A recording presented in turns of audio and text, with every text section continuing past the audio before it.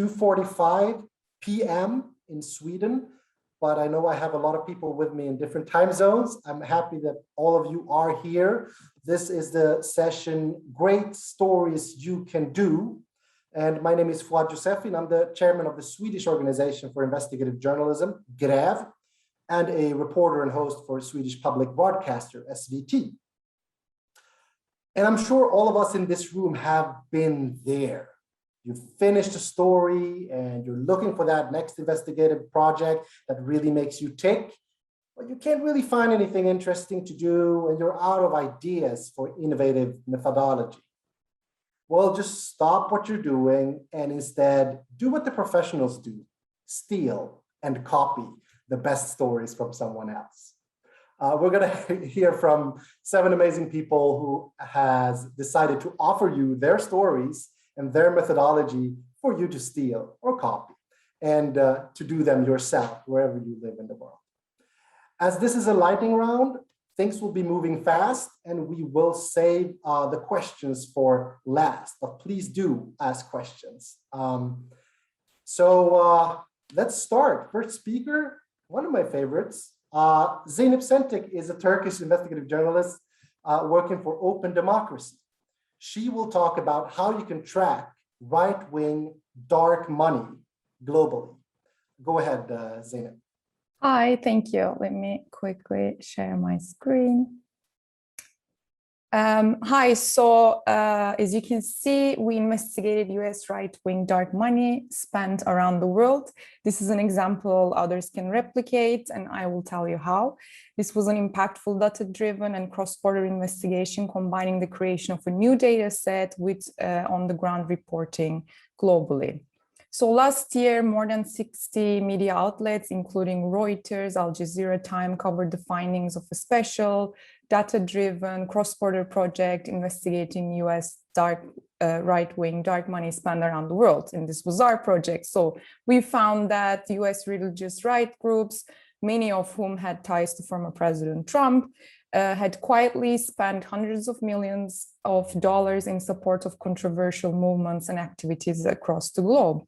Among their activities, we found they have spent more money in Europe than anywhere else outside the US, including fighting against same-sex marriage and access to legal abortion care. They hosted trainings for African politicians on how to lobby against LGBT inclusive sex education in their own countries and the United Nations. They spread misinformation in Latin America, including about COVID-19 pandemic and about women's reproductive health.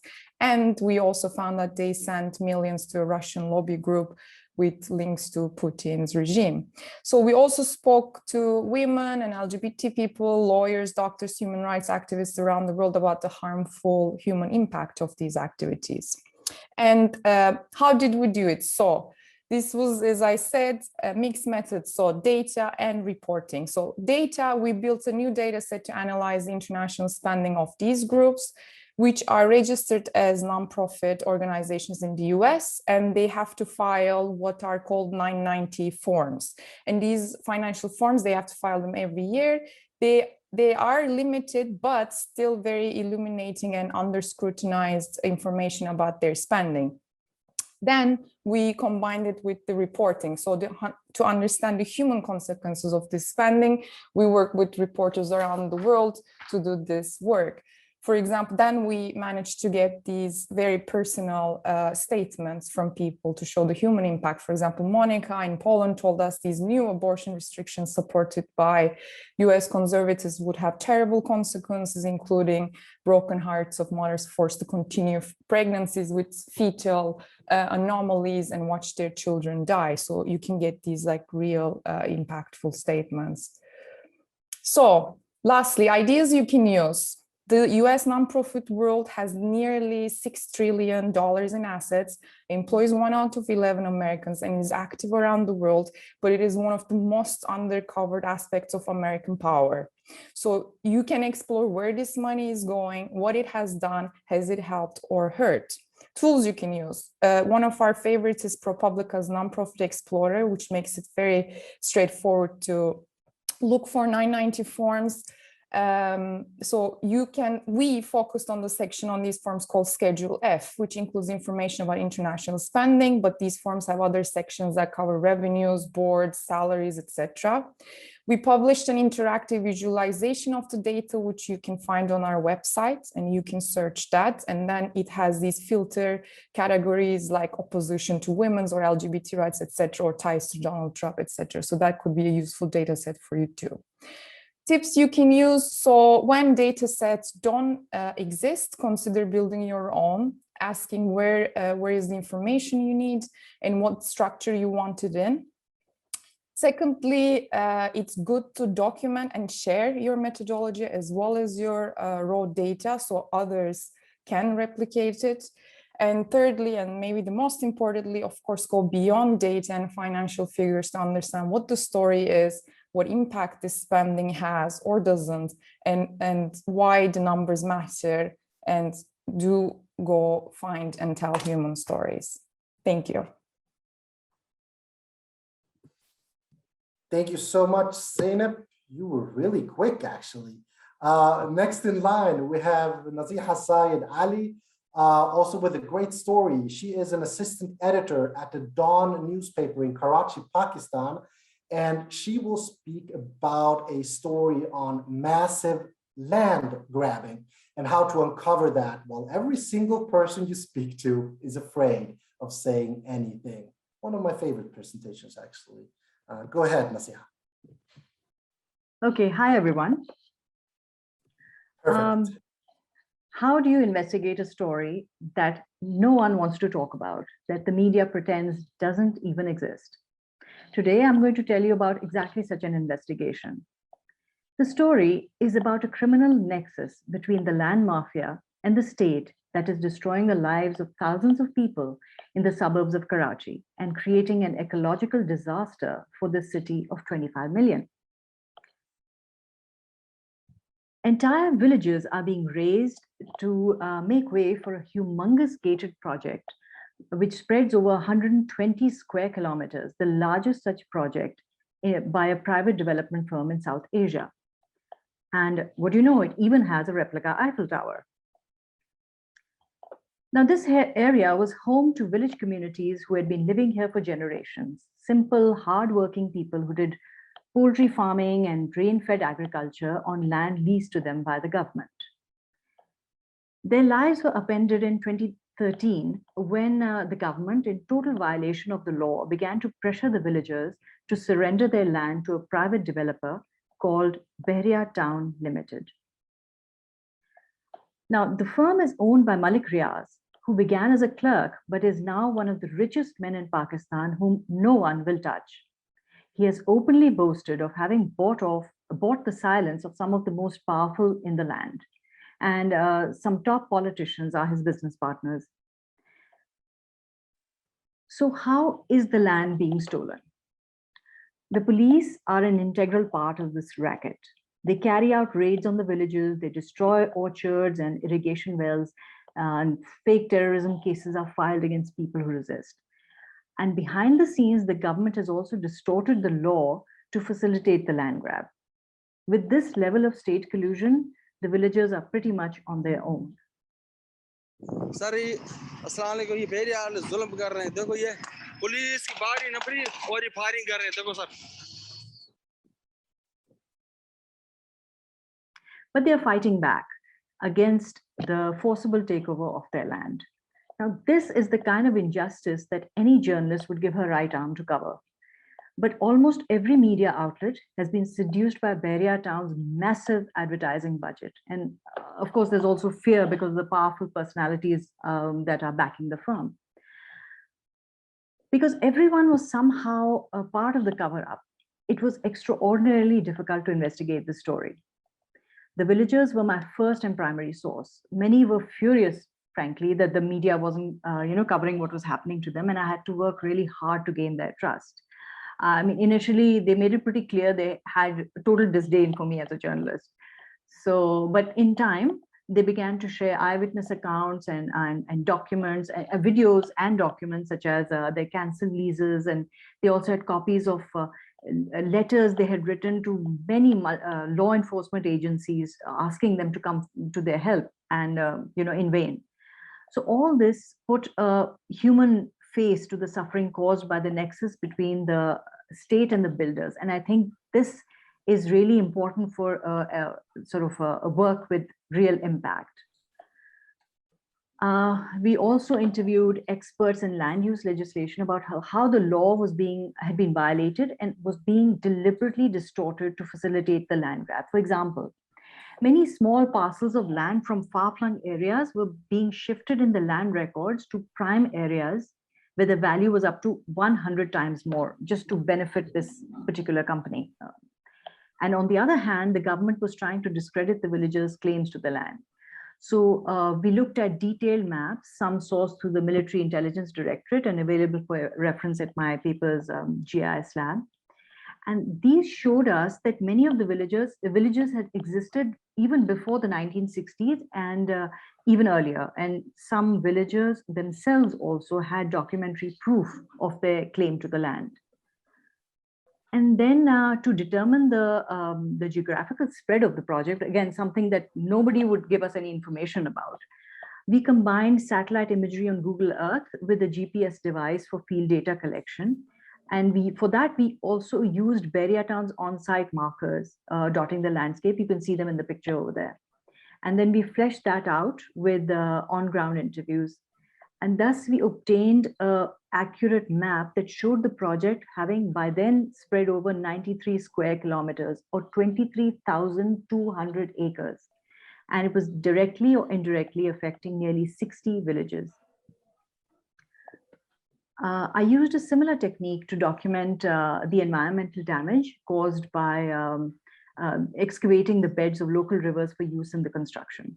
The GPS device helped precisely position the sand mining sites that are marked in the top right of the map, as you can see. And by the way, all this falls in the support area of the country's second largest wildlife sanctuary. So this is hugely significant, what is happening over the way the land is being ravaged. Now, satellite imagery also exposed how Beria town was violating Supreme Court orders not to expand beyond a specified area measuring 70 square kilometers. We obtained up-to-date satellite images from planet.com, taken over a period of some 8 months, and we combined that into a sort of animated GIF. And these showed beyond doubt that a network of roads was being laid down by Beria. And for me, this was pretty much an aha moment. And lastly, just a word about security. Stories like this obviously come with some risk. And my approach is to always work through the locals and have a plausible cover story. In this case, I was a potential buyer in the Beria town project. And finally, in order not to tip them off, it was only after I'd collected all the information I needed that I sent questions for Beria town to answer. Now, in my tip sheet, you'll find ideas about how to find similar stories, where to find them, and how to present them effectively. Thank you so much. And thank you so much, Nasiha. I love the idea with always having a plausible cover story. That is sometimes very important. All right, next in line, we have Luisa Garcia Tellez and a story you can do almost everywhere.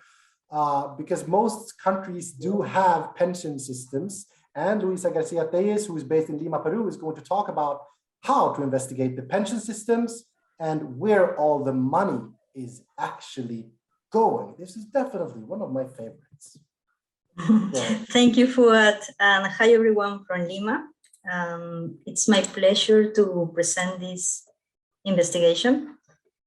What is My Pension project was founded by the Pulitzer Center and IPIS. I co-directed this along with my colleague and friend Lilia Saúl in Mexico. Some context details. This is a Latin America data-driven project. This is our link if you wish to visit us later. And this is our main question: where have our pension funds being invested? We involve 9 countries with similar pension systems where mainly private pension managers invest the individual savings of each worker. We are talking about more than 100 million workers and about money more than $500 billion. It is around 3 times Bill Gates' fortune, so you can imagine the power concentration here. This is an overview of our website, and this is the heart of the project. Is a tool, an app, where users can see what companies and governments have benefited from their retirement funds. So here you have 3 options. The start button goes to a standard version. You have the advanced data that is more for investigators, and the methodology. If you press the start button, you have to choose then your country and your pension administrator. You have here your selection, and the first that you will receive is a ranking by year. So you can see the 10 companies or entities that you finance the most this year. And you have a more interactive part where you can select from a long list the companies of your interest, and you can see the evolution of the investment of each company, and you can compare. You have the amount invested at the end of each month. And this is the version for investigators. You have like a menu with 4 visualizations. It's the same data, but presented in a different way to answer different questions. So here you have the evolution of the 10 years period, but for example, you have a visualization year by year. So you can compare the investment made by each pension manager each month. So with this in mind, we can go to learnings and takeaways. We obtain all the info via FOIA requests. So we recommend that you identify the local name for those variables that you require equally from each country. Even in economic terms, you can find synonyms, so this is important. This is our favorite amphibian work. We strongly recommend to involve experts as teammates rather than sources. This gives you more space in terms of time and confidence to question the proposals of methodology that the expert can do, so you together can build the best one. About collaboration, reach your potential partners in each country with material already obtained via FOIA. Establish clearly upfront fact-checking criteria. Explain your partners how they can get the most of the internal tool that you created for them. In this case, we produce an internal version of the tool that you have seen. This is our team: reporters, investment fund experts, actuaries, developers, web designers, transparency lawyers, illustrators from these countries. And about the data process, well, here you can see the cycle, but definitely the second stage was the most demanding, the data cleaning. Even in some cases, we had to do manual coding. We use also IDs for the name verification of each company. And about findings and contributions, this was very interesting because we obtained a radiography of power in LATAM. So we identified 2 blocks. One block composed by Chile, Peru, and Colombia, that it's like most capitalist one. They have invested the fund mostly in local and foreign private sector. And here you have the number, how many companies or entities were benefited. And in this case, you can see that the numbers are higher. If you see the other block that it's in Central America, Costa Rica, Dominican Republic, El Salvador, you can see that the number are lower, and it's because most of the money is invested in the public sector, in governments. So about the stories we publish, here it's a little selection. In Chile, for example, we find a high number of companies financed by pension funds that accumulated more than 3,000 fines from the labor regulator, but also from the environmental regulator. In Colombia, we have a huge story about conflict of interest because despite the legal prohibition to invest pension funds in their own economic groups, 2 pension managers benefited related companies systematically. In Peru, workers paid commissions to outsourced managers without being informed, nearly by $400 million. El Salvador, it's a very worrying case. About 60% of the pension funds remain invested in loans to the government with very low interest rates in reference to the market standard. And only to mention that we work with more than 7 million of records of investment decisions. So that's all. Thank you for having me. And these are our contact details. Thank you. Luisa, thank you so much. And thank you for doing this amazing story, which really is an example of what we call public service. You know, this is really a service to people, knowing where their money is going. Before I present the next speaker, I just want to tell you, I saw some raised hands. We're going to save all the questions to last, after the last speaker. Please do ask your question in the chat box of this session. So raised hands won't be responded to. Please do ask your questions in the chat.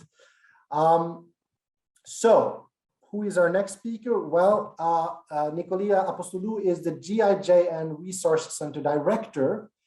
And the topic she's going to talk about is a serious one and sometimes a pretty tough one to take on. Good then that the GIJN has provided us with a guide on how to report on femicide. Go ahead, Nicolia. Hi, everyone. Give me a second to share my screen.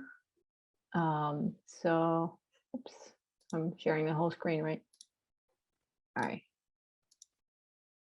Now we're ready. Okay, so we created this guide in June, if I remember correctly. It's to help journalists that haven't reported on femicide again before to, where to start from. And, as always in all issues, you first have to understand what the definition of femicide is. There are dozens out there and not more. It's really difficult. Like, if you want to really get into it, you'll find a lot, and it's a bit confusing. What the WHO uses is that femicide is the intentional murder of women because they're women. It's quite simple, and you get, what's the issue. The European Institute for Gender Equality has created a few more specific examples of what should be considered as femicide. So, for example, the murder as a result of the intimate partner violence by a current or former husband or boyfriend, the torture of and misogynist slaying of women, honor killings, what are so-called honor killings, that's why it's in quotes, targeted killing of women and girls in the context of armed conflict, and dowry-related killings of women, but also killings because of the victim's sexual orientation and gender identity, the killing of Aboriginal, Indigenous women and girls because of their gender, female infanticide and gender-based sex selection, feticide, genital mutilation, and accusation of witchcraft. There's a lot that is considered femicide. The UN stats, the UN is the one that has the collection of numbers worldwide. It's underestimated, the numbers we have, because many countries aren't collecting them, and many or other countries are not considering all these killings as femicide, and are just sticking to when a husband or a boyfriend kills a woman, and not the rest of the cases. So we have 50,000 women a year, according to the UN, that are being killed because they're women, and you can see how it is divided by continent, and how it is divided by population. So Africa has the biggest rate per 100,000 population. But again, that really depends on what is being recorded rather than what's happening. So with this guide, we're trying to help you find where to look for data. So the UN, as we said earlier, the Latin American, the United Nations Economic Commission for Latin America has has the best numbers. And there's the Femicide Watch, again, from the UN, where you can find numbers. Then in your countries separately, you should check if there's a National Femicide Observation Center. That's the case in some countries, not all. The police, of course, and there are activists that are actually, collecting numbers. They're usually doing it through the news. Whenever there's a report, they map it. So then you have to understand the data. That's what has been collected. So one of the problems is that thousands of cases are not registered as femicides at all. So you have to see what your country is doing or what the region you're trying to cover is doing. So when you get a set of data, and it says like 1,000 women were killed this year, you have to see if femicides are recorded separately or if they're considered homicides. You have to see if the perpetrator's sex is noted, because that's not always the case. They might have female homicides, but they don't always include the perpetrator's sex. And then, for example, in rural areas, crimes aren't reported at all, or if they're reported manually, and then the papers are sent to the headquarters and they might get lost, or who knows what. And in some countries, the killing of women isn't reported at all, as it's not considered a crime. So you really have to see, you have to talk with experts to see how the situation is in your country. And then you have to see how good or bad the data collection is.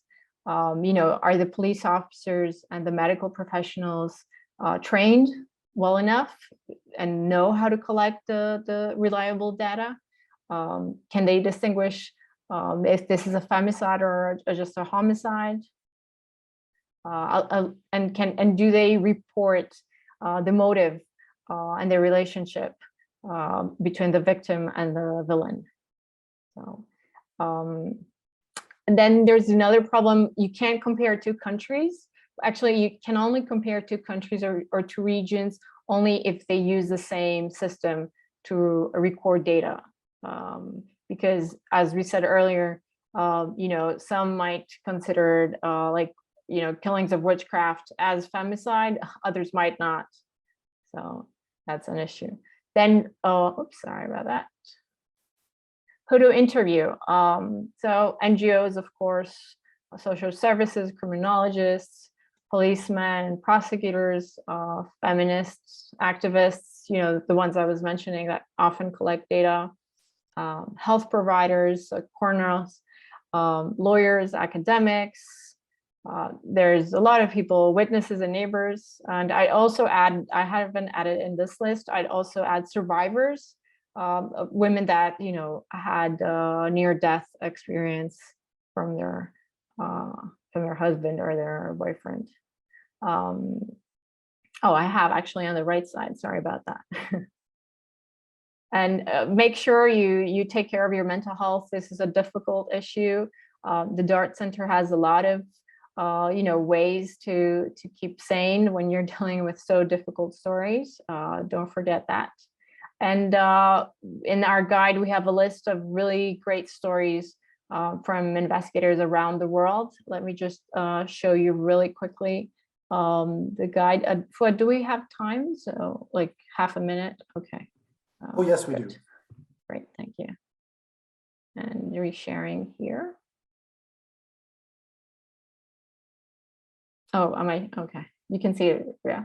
Okay, so the guide is also translated in Portuguese, Spanish, Arabic, Urdu, and Turkish. And it's a lot of the things we discussed earlier.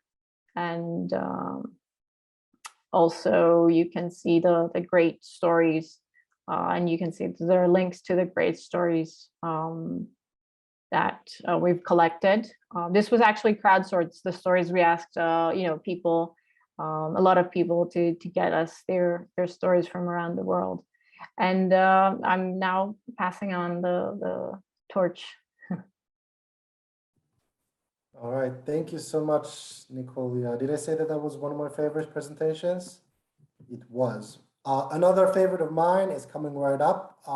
And actually, we're going to stay on the same topic of femicide because award-winning data journalist Savia Hasanova from the news site Klub in Kyrgyzstan did a really interesting investigation into femicide in Kyrgyzstan. Savia, please go ahead. Thank you. Just a moment. Yep. Okay, so greetings to everyone. So we published our investigation last year, and the idea behind our research was actually to do the retrospective analysis of femicide in Kyrgyzstan over the past decade. So basically, we wanted to see whether there are some systematic patterns of femicide in the country. We wanted to understand who is more likely to kill women in Kyrgyzstan, and whether it is or not is connected with domestic violence. What we actually found was quite striking. We found out about 762 murders of women over the past 10 years. And out of those murders, in 8 of 10 cases, a woman was murdered by a man. And out of those cases, we actually were able to confirm more than 300 of cases as femicides. In 3 out of 4 cases that we described as femicides, a woman actually knew her murderer. And as you can see on this chart, the majority of the women were killed by her husband or an intimate partner, and only in 11% of cases, a woman was murdered by a stranger. Where we found the data. So there are actually 2 ways of digging into the data, and the first way hardly works. You can actually send inquiries to law enforcement agencies, but in the majority of the countries, you will be lucky to have just the number of the killings of women. That's it. So we followed the second way, and we scraped over 500,000 of news and criminal press releases from one of the largest online media outlets in our country. And to narrow it down, we actually came up with over 80 keywords by which we looked through the titles in our news to understand whether the news belonged or described anyhow the killings of a woman or a girl. And after that, we ended up, I believe, with 3,000 of news. And those we checked manually to understand whether the case was proved to be a femicide or not. Of course, we were struggling with a lot of challenges, and one of them was actually dealing with some cases to understand whether it was femicide or not.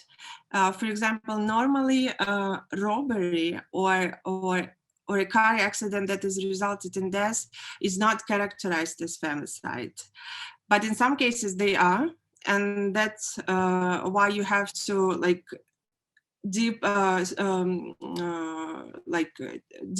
to have as much details as possible of your case. The other challenge was with the categorizations of femicides that we have. We had so many data, we had so many groups that we had to regroup them constantly in order, to provide a consistent database. And of course, data accuracy and validity. In our case, we had a third party who actually would check our data after we entered it into our database. So for those of you who want to research femicide, I'd like to give 4 advices. And the first one, very important, before you start researching it, please develop a coherent methodology. You yourself have to have like a very clear understanding what femicide is and what criteria are. You also should adapt it to a national context, like in our case, and the issue of bride kidnapping crime still exists in the country, and some of these cases actually have resulted in death of the woman, and that's obviously femicide. You can also go deeper and look at the so-called deferred femicide, which happens when, for example, a woman has been systematically beaten by her abuser, and then she dies out some chronic trauma, for example. Or you can also look at the unfinished femicide. It's when there was an attempt to murder, but the woman escaped or survived.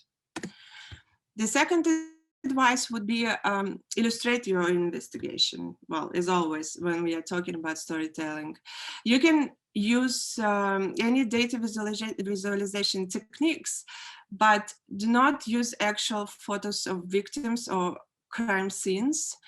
And of course, forget about any actual bloody details. You may want to post a trigger warning or disclaimer into investigation, because for some audience, the details and the patterns that you are describing can be very disturbing. Those are some examples of the illustrations we had for our investigation, so that we sort of tried to provide some images of femicides without like any particular actual, details here. And advice number 3, please remember that the gender hate crime is a sensitive topic. So please use sensitive language in your investigation. So avoid any hate speech, any judgment, any victim blaming, and do not romanticize the murder in your narrative. And last but not least, do not work alone. You will not be able to process all of this data all by yourself. So please collaborate in teams. Watch your emotional state, as Nicolia already mentioned. At some point, you might need professional help. That actually happened to me.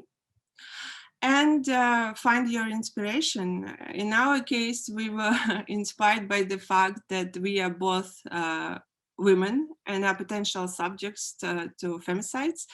Well, but you can find your own. So thank you. That's it from my side. Thank you, Savio. And I have a ton of questions for later if nobody else has, but I'm sure there are. I can see that there are already questions coming in. Yeah. And please do ask your questions in the chat box. We will get back to them pretty soon. All right, we're nearing the end, but we're not quite there yet. And the next speaker is Carlos Eduardo Huertas. He's the director of Conectas in Latin America, whose very idea is sort of collaborative journalism.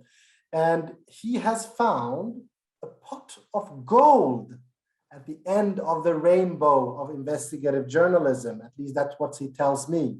And he'll now share that map to the pot of gold with you. Go ahead, Carlos. Thank you. Good morning. Thank you very much. I want to talk to you about the pot of gold at the end of the rainbow of investigative journalism and how to get to it. As Fon mentioned, let me share. Yes, is working the presentation? Yes. Okay. As Fon mentioned, my name is Carlos Eduardo Huerta. It's my honor to lead the editorial board of Conectas. We are a journalistic platform that has consolidated regional editorial capacities with almost 100 journalists in 20 countries in the Americas. Well, the first thing is, where is the pot of gold? It is precisely in the region where we are working, a region which historically and its ancient times was known as the place of origin of El Dorado legend, which spoke of cities made of gold and great riches. Nowadays, El Dorado is the name of the Colombian's main port, reportedly one of the commercial ports in capital cities through which more cocaine is trafficked abroad And it's also the name of the famous artist tour who is being accused of tax evasion in the Spanish justice system. Good stories are journalism in El Dorado. Unexpectedly, many of these stories are globally noteworthy and interconnected, and this is where I hope to get your attention. All right, let's start by talking about our reaches. Some consider the region's green's potential to be one of the greatest contributions we have to offer the planet. However, for deforested, this means money and zero sustainability. This is an image of the green reserve of the Amazon, which is losing its greatest in thousands of hectares year by year. Wood is not just used for the internal market. Some of these exotic species are coveted in international markets and find their way to luxury buildings or sophisticated musical instrumental of renowned artists. Some of these idyllic places end up being associated with the exploitation for strange minerals, such as coltan, which travel all the way across the globe and issued by technology industry to make cell phones, electric batteries, missiles, or video game consoles. These so-called rare earth elements are also part of our region riches. Okay, we return to our original world and the impact that brings one of the greatest ambitions, gold. Okay, the gold blending some leaders, such as the one of the picture here, Mr. Hugo Chavez, and its successors with ambition. For example, the brave journalism developed alongside our colleagues in Venezuela. They are part of the grupo called ARI, has managed to confirm the entire chain of corruption, violation to human rights, and irregularities surrounding the allocation of mining licenses, the exploitation of gold, and its trade and export to countries such India, Turkey, Iran, or North Korea, many of which are part of that exchange agreement by placing international sanctions on controls steered by non-democratic, autocratic, and kleptocratic governments. Unfortunately, examples of fractures to democracy are widespread in our region, unveiling plenty of interesting chains of journalism. Cuba used to be the sole compulsory reference, yet newcomers and following in its steps, such as Venezuela, or the more current nowadays, Nicaragua, which is set to have a presidential election the upcoming weekend, while all its candidates in the oppositions are in jail. These constitute interesting scenarios for the investigative journalism. But the region offered much more.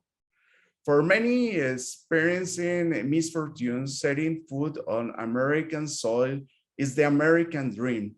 Although others just look for a place to sleep and easy and take to make a living. This race, or for survival, oftentimes without a clear path, has left tens of thousands stranded in different borders. One of those critical points is the Darien Gap in the border with Panama. It is common to find citizens for Yemen, Pakistan, Eritrea, or Ethiopia. And people coming from countries in the region, to most frequently Haitians, who face hardships due to the fact that they speak French and Creole in a place where the population speaks mostly Spanish. Also, they are in a state of total negligence. Back in the colony, this tiny Caribbean country was the first to gain its independence in the Americas. It is now enslaved to misery, corruption, and political unrest. Just months ago, its president was murdered by Colombian mercenaries. Okay, as I mentioned, there are many topics to investigate.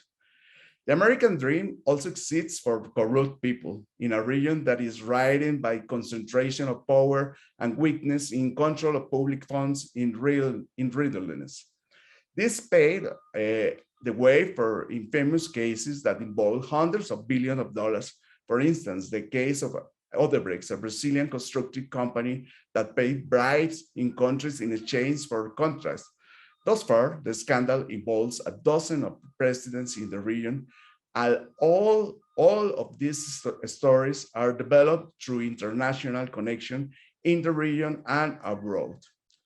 Now back to the question that I posed in the beginning of this talk, how to get the journalistic pot of gold at the end of the rainbow.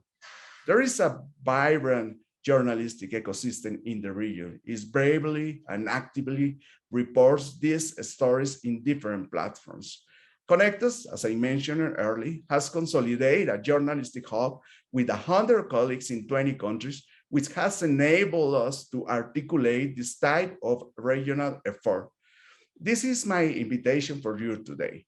We are open to the possibilities of creating opportunities and synergies with you, aim to produce better and more journalism in the Americas.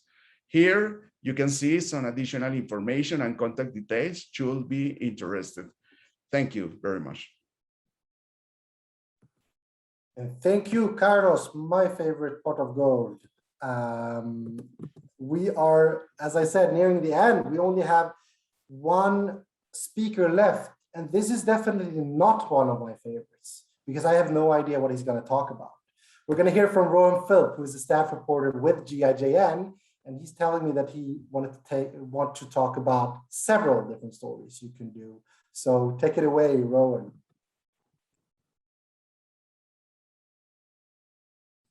And please, thank you very much. Thank you. Nicolia, could you load my slides or shall I? Okay. So, as GIJN staff reporter, I get to interview investigative journalists every week. And many of them tell me that the stories they've done would work really well, elsewhere. And just a few of those. Next slide, Nicolia. So Vacunagate, I mean, this investigation in Latin America is so interesting to the rest of the world for, I think, two reasons. One, there could be Vacunagates happening on every continent. And secondly, it exposes a completely new kind of corruption, not one based on greed, but one based on panic and fear for people's families during the pandemic, which really expands the bucket of culprits that we normally look at as investigative reporters. So, after learning that Chinese drug makers had sent these excess doses of trial vaccines to host countries in Latin America, after learning about this first in Peru, Ojo Público in Latin America looked to, they asked, well, to see what had happened in other countries that had also hosted Chinese vaccine trials. And they found that all of them, without exception, had received these courtesy doses, right? Extra doses, many of which were then, used to secretly inoculate, powerful people and politicians there before their publics, were made aware of this. Now, what was so striking is that Salud con Lupa in Peru told me that they found that only 40 people had said no when offered, these secret inoculations for ethical reasons, but 10 times as many said yes, and were secretly inoculated before their audiences had a chance. And what was so hilarious for me about this was that they later claimed, after the story broke, that they were being just like the brave volunteers in the vaccine trials, and they forgot to mention that, of course, they knew that all of the vaccines they took were real vaccines, and the volunteers didn't know if it was a blind, a placebo in the double-blind test. So, if Chinese vaccine trials happened in your country, check the import records, look at the Chinese embassy access to your executive branch during late 2020, and you might have a really fascinating scoop on your hands. Next slide, Nicolia. Yeah, so let's all investigate what surveillance technologies our governments are buying. So, Forbidden Stories and its 16 media partners recently revealed that thousands of people, including 180 journalists, were targeted by this unstoppable spyware on request by 11 client governments. I mean, this stuff is, you don't even have to click on anything. This Pegasus spyware can simply invade your phone, turn on your camera, get past your passwords, and reveal your communications with sources. So, but the editor at Forbidden Stories told me, kind of pointedly, that they only investigated 11 governments. And the NSO group behind Pegasus has publicly stated that they've already sold to 60 government agencies in 40 countries. So that's 29 more investigative stories that we could do. Now, look, it's difficult to get a leak of the actual phone numbers as Forbidden Stories was, but you can still certainly check whether they're on that list. And there's all kinds of reverse engineered ways you can find out. For instance, if a journalist or a civil society defender is in court, you could ask their lawyer, what did the prosecution know that they couldn't have known? They could only know because they had this access into this person's phone illicitly. And the other way, of course, is companies like Celebrite, NSO Group, and Circles in Bulgaria. They openly say that they only sell to governments. So if these dudes visit your country and they're in on vacation, you got a story. So flag those movements. But beyond this kind of extreme zero-click spyware, there's stories to be done on new surveillance technologies deployed by your law enforcement departments. Reporters have told me that surprisingly, a lot of police departments will agree if you asked to go on ride-alongs, and to physically shadow police departments in their departments. The key though is to, don't say, I want to come there to see how you're, violating people's privacy, but to say, be honest, truthful, but not candid, right? And say, look, we want to see how police are thinking about these new technologies, because police really do believe oftentimes that there's a net benefit of deploying facial recognition and these kind of stingray, fake cell towers and auto license plate readers.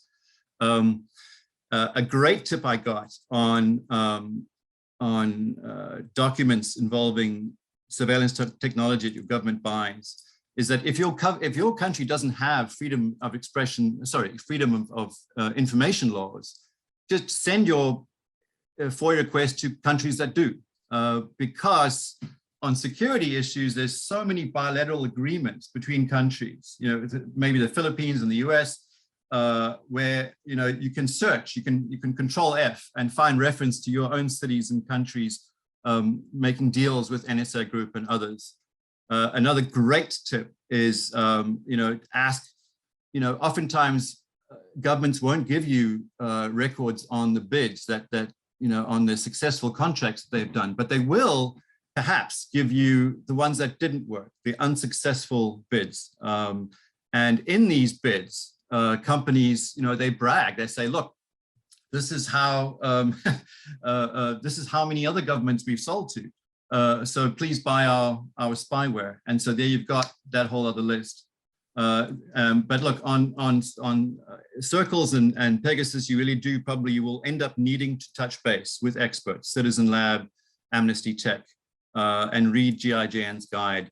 Fuad, if I have any time, I'll look at the last slide. You do have time, go ahead. Thanks, yeah, so, I mean, by definition, breaking news is hard to plan for, right? But it turns out you can plan how to dig into it when it does happen, especially on the street. And I've been blown away with what so many reporters have told me about how useful Google Maps really is. So an event happens, go to that spot on Google Maps, click on what's here. In fact, you should do this first before you call the stores.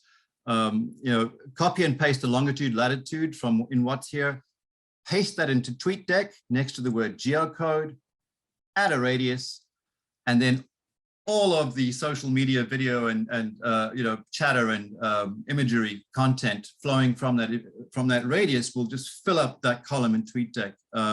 Then you use these really efficient downloading tools to grab it as you go. It's pretty smart to assign one reporter to do YouTube, another reporter to do Facebook, and so you can delegate that way to try and get the stuff in volume, as happened with the Capitol riot. And finally, this was a cool trick I'd never thought of. You just zoom in on Google Maps and suddenly the names of the stores pop up. And you zoom into those stores and there's the telephone number. You just call them up and say to the manager, can I have access to your CCTV? Now, what the New York Times reporter told me was, generally they'll say no. But it's because it's new to them. It's not because they have a real privacy concern. And so what you do is you send them your first story in your series on that topic. And typically they say, the store managers say, okay, I can see who you are. I see that, your interest is legit. And then they tend to oftentimes share that CCTV after that second reach out. So that's my presentation. All right, thank you, Rowan, so much for that. That was actually a few of my favorites too. So we've heard a lot of interesting stuff, and let's go over to the Q&A. Please do ask questions in the chat box. You can ask them in English or in the different languages that we have interpreters for at this session. And I'm going to go ahead with a first question about femicide. And I don't remember if this was Nicolia or Savia, but the question is, when can a death in a traffic accident be considered femicide? Yeah, I can answer that. Yeah, that's really a great question, because we were struggling ourselves when we were researching our cases of femicide. So, for example, just recently in Kyrgyzstan, in our capital Bishkek, the situation occurred when a husband was trying to sort of take away the kid from his wife, their kid, and she was trying to sort of interfere with that situation, and he intentionally hit her with a car. She survived. She didn't die. She actually had not that big injuries, but that's an unfinished femicide, because the issue was involved gender-related stuff, kid-related, and the relationships between two partners. And he had the intention to hit her, right? And another case where it could be, so sometimes men sort of trying to show off their masculinity, and sometimes they're trying to brag or boast while driving the car, and they can exceed speed and sort of put a woman which is sitting next to him in danger. And after a car accident, after a car crash, especially, he survived, but she died. That can be considered as femicide. And there is a term from that in Russian, but I don't know how to translate in the other languages. Maybe interpreters would do so. That's called убийство бравады, or something like killing of boasting sort of type. But here you should be very cautious. It's very on the edge. Thank you, Savia. I have one more question on femicide, and then I have a question for Carlos later. But first, should male journalists investigate gender violence cases generally, including femicides and near femicides, given the sensitivities involved? I would love to hear your thoughts on that. And if yes, what would you advise on how to take that on as a male reporter? Maybe Nicolia, you want to say anything about that? Sure. I find no reason why a male reporter shouldn't investigate femicide. I mean, like women cover sports, although it's considered that women don't follow sports as much. But I think you should just take the same precautions for your mental health. and also like, men, you have to be nice, and not like, men also have wives and daughters and mothers that might be, potential victims of femicide. So like, I'm not sure if I read that question too. I'm not sure what status, if he meant something else that I didn't get. Savia, sorry, you had something to add. I just add a little bit. Of course, I agree totally with Nicola that there's no reason why male shouldn't.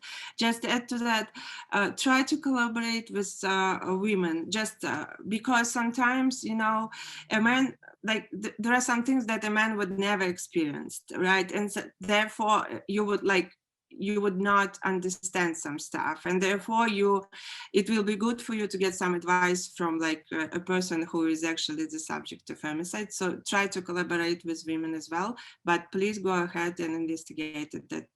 That's just perfect.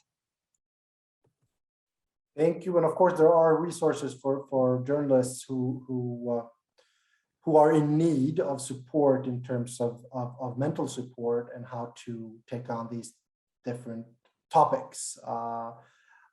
We have a question for Carlos. How have you obtained the data and core information when investigating gold traffic in Latin American countries?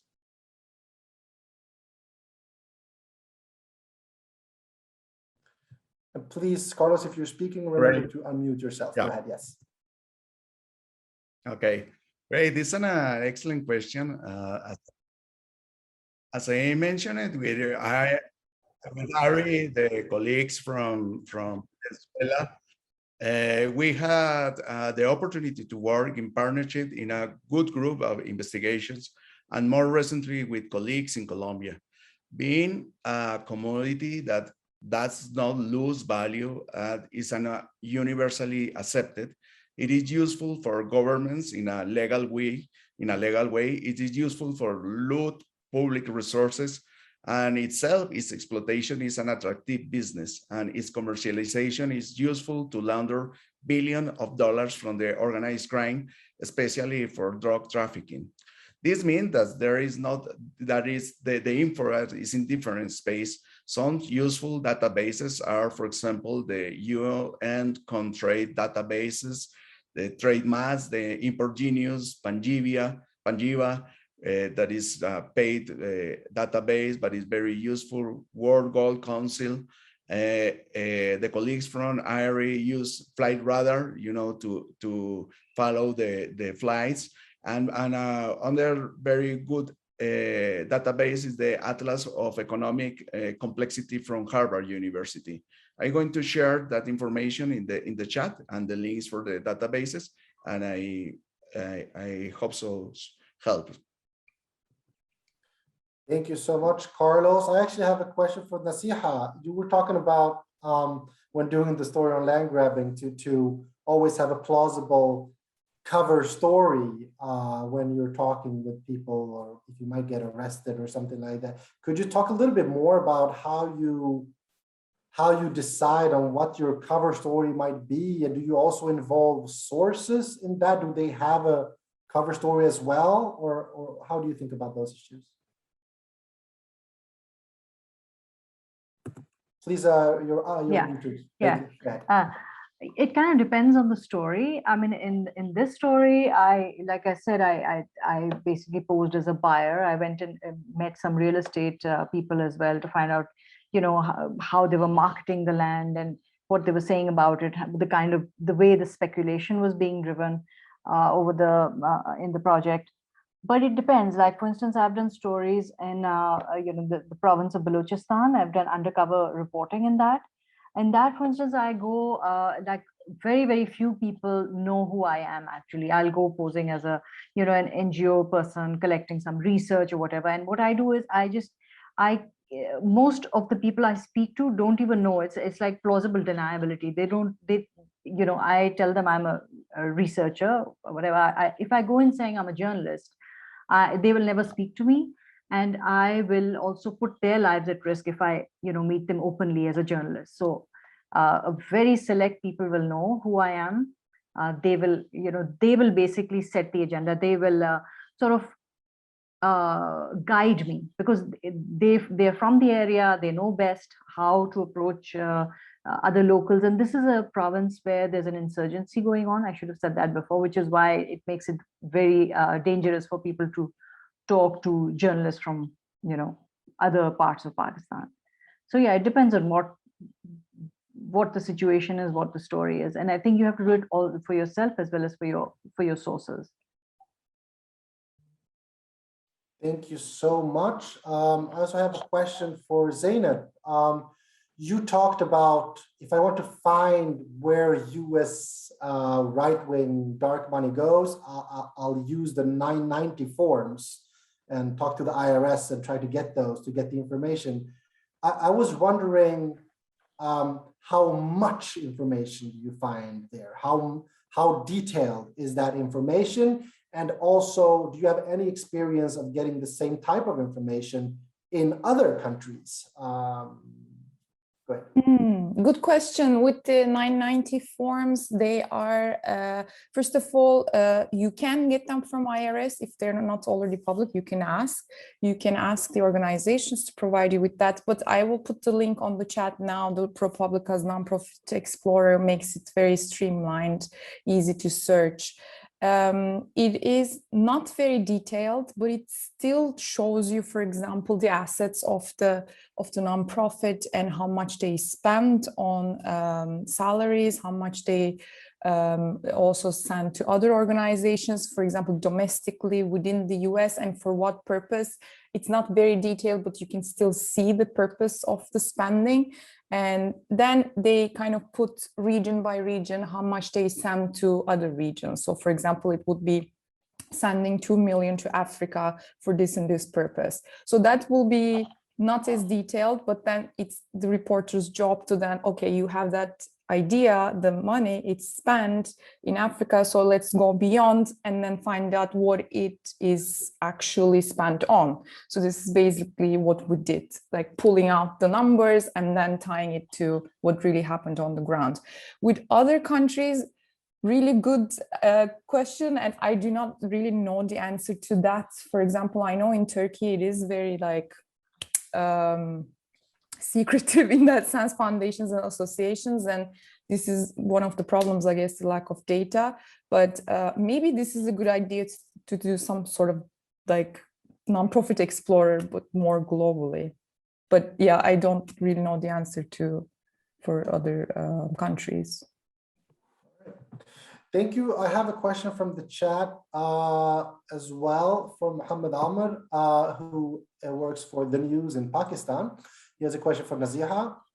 He says, most editors in Pakistan usually do not take a stand to publish mega scandals involving big names as Dawn did in the case of Barya Town.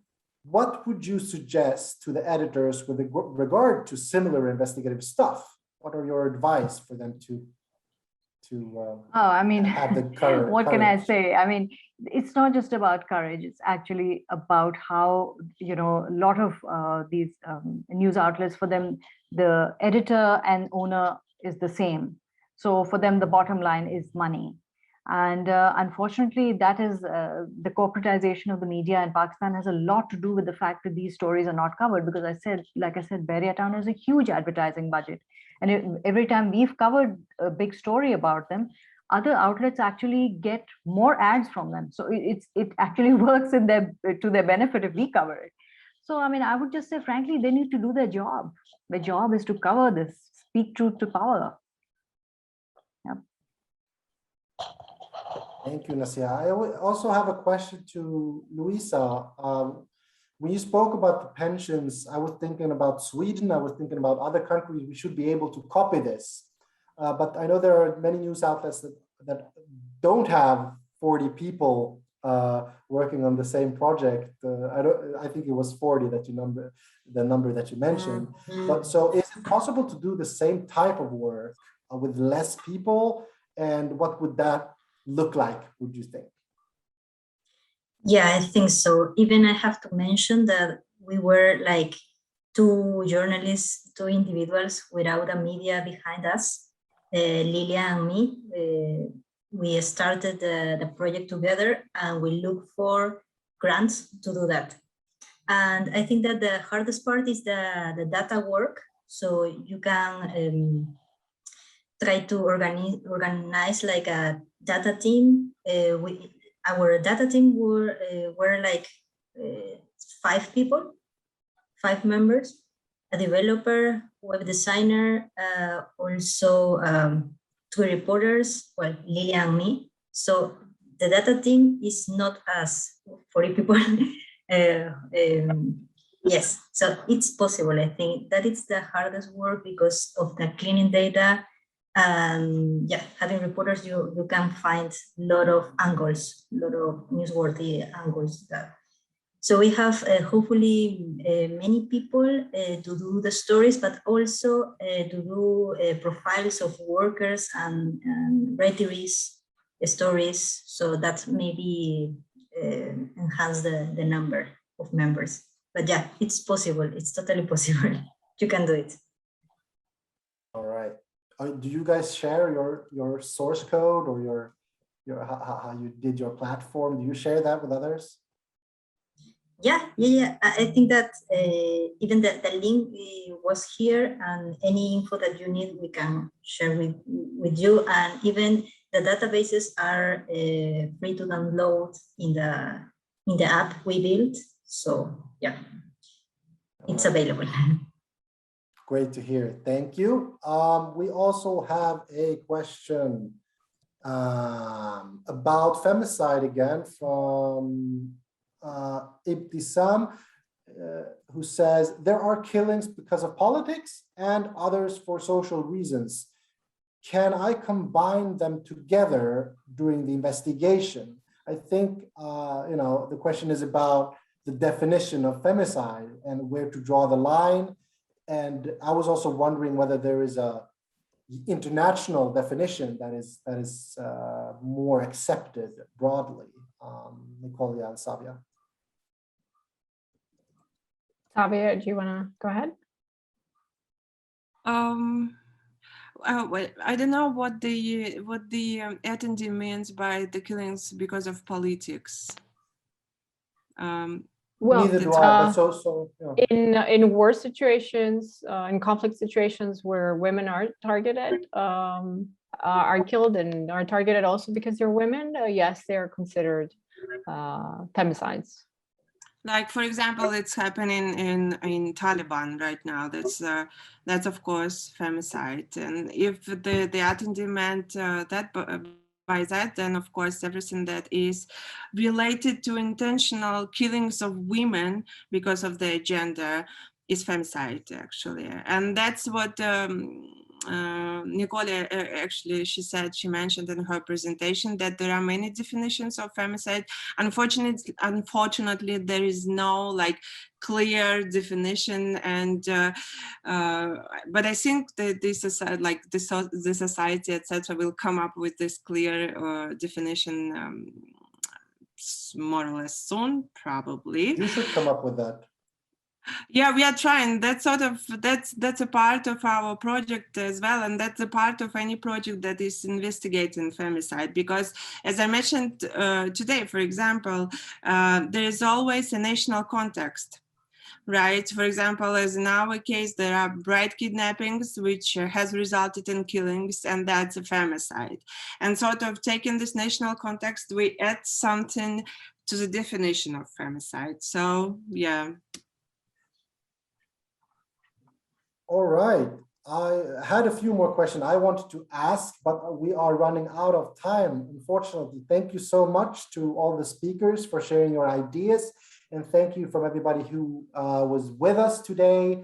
I'm sure we'll hear more from all of you speakers in the future. And please don't hesitate, if you have any more questions, to reach out to the speakers. Also, I'm just going to say that some of the tip sheets are online on the GIJN site.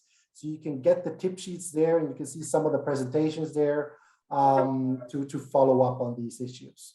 Thank you, everybody, for coming and listening today, and enjoy your day, morning, night, or whatever it is, wherever you are.